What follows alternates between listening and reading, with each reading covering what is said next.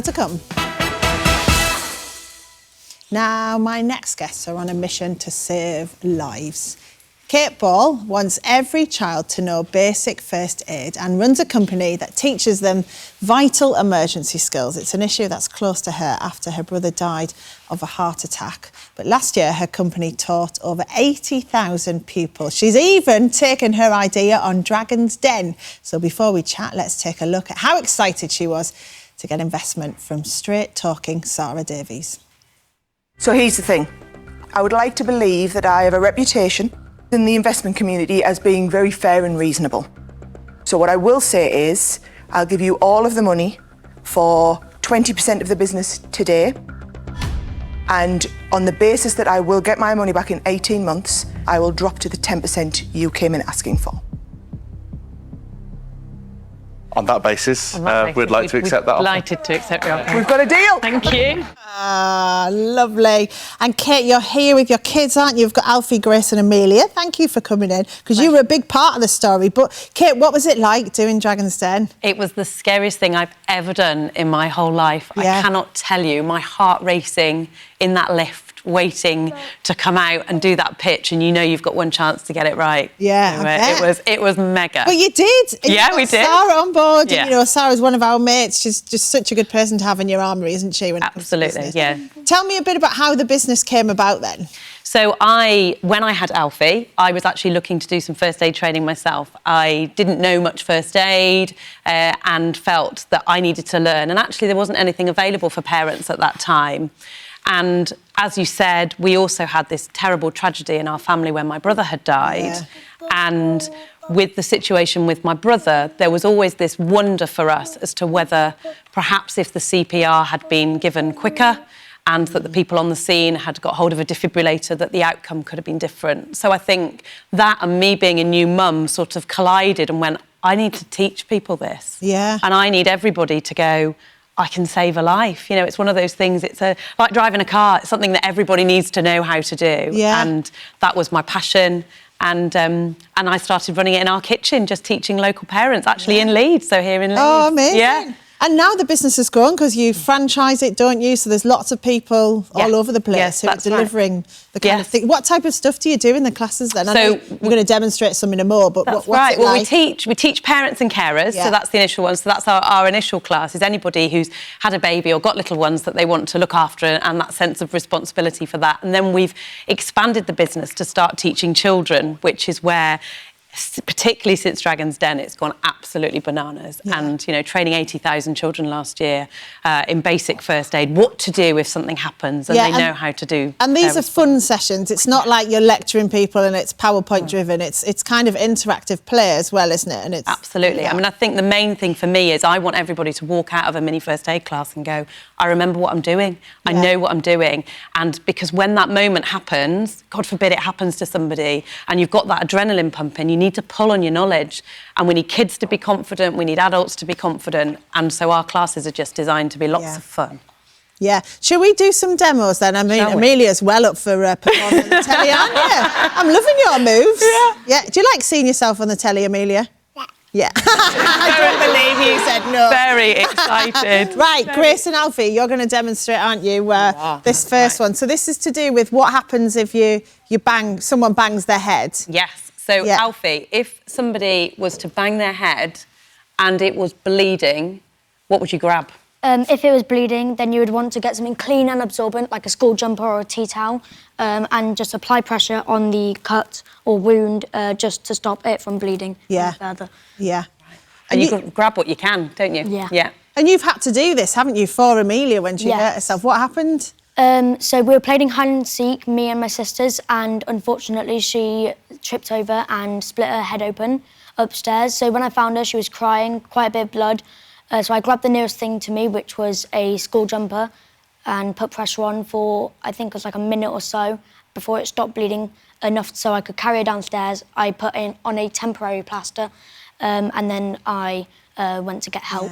Was it? I mean, that sounds quite scary. I think I, as a parent, wouldn't probably have been as calm as you have. But were you frightened or? It was obviously quite scary. It's not something that happens every day. Yeah. But I think I did handle it quite calmly. Yeah, you certainly did. Well, Amelia's here to tell the tale. Amelia, was it? You're very lucky to have your really cool big brother and sister, aren't you?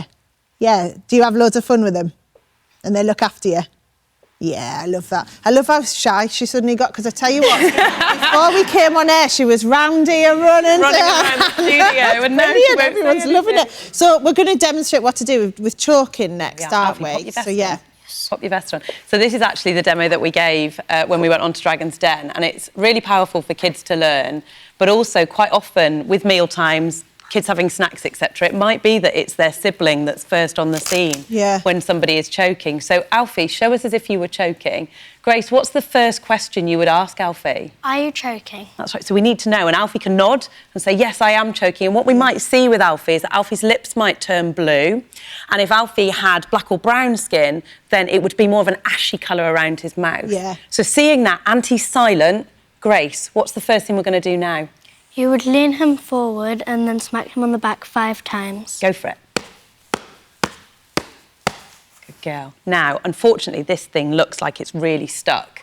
So we're going to do another manoeuvre. Can you remember the name of it? The abdominal thrust. That's it. Good girl. So the abdominal thrust. So Grace's going to put her hands on Alfie's middle. Yeah.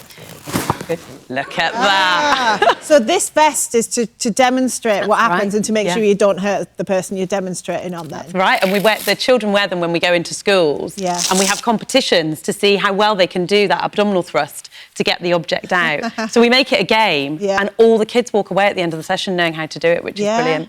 And Grace, you help with the kids in your school, don't you? The younger kids, because you've got all these skills on hand. Yeah.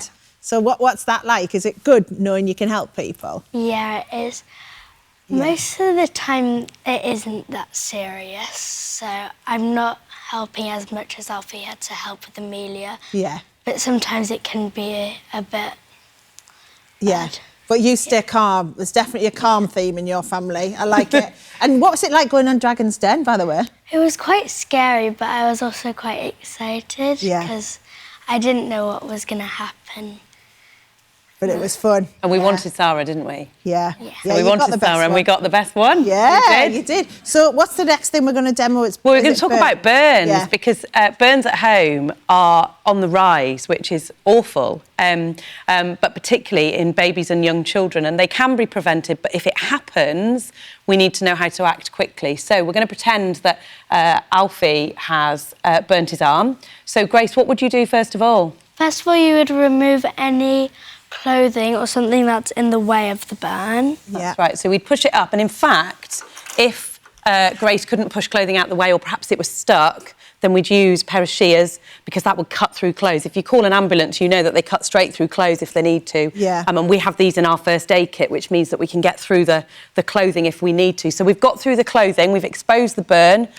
What are we going to do now, Grace? You're going to run it under cool water for 20 minutes. 20 minutes. So the recommendation now is 20. It's a long time.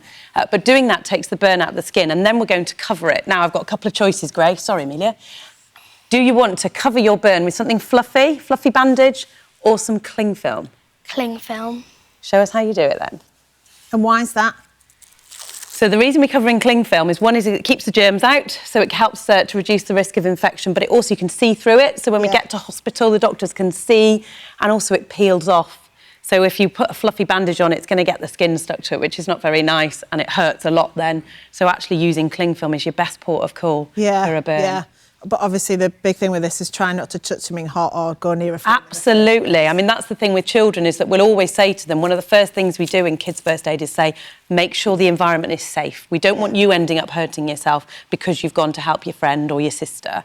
So they have to make sure it's safe. And obviously with burns, that's making sure that there's nothing there that they could get burnt on. Yeah.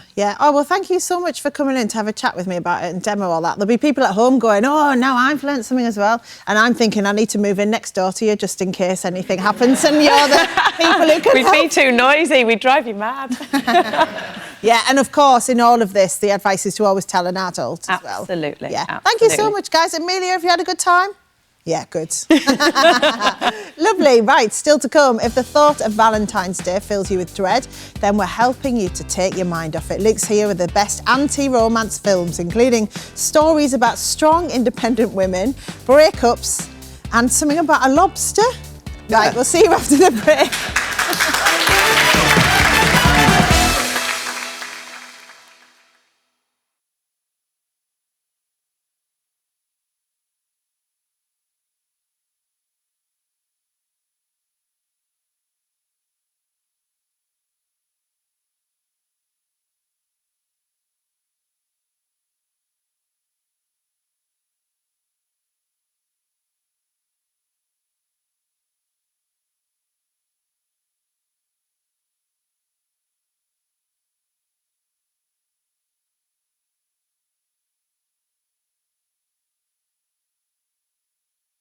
I'll let the intel community and the counterintelligence community figure that out. I haven't ruled out anything at this point. We continue to assess every threat or potential threat unknown that approaches North America with the attempt to identify it.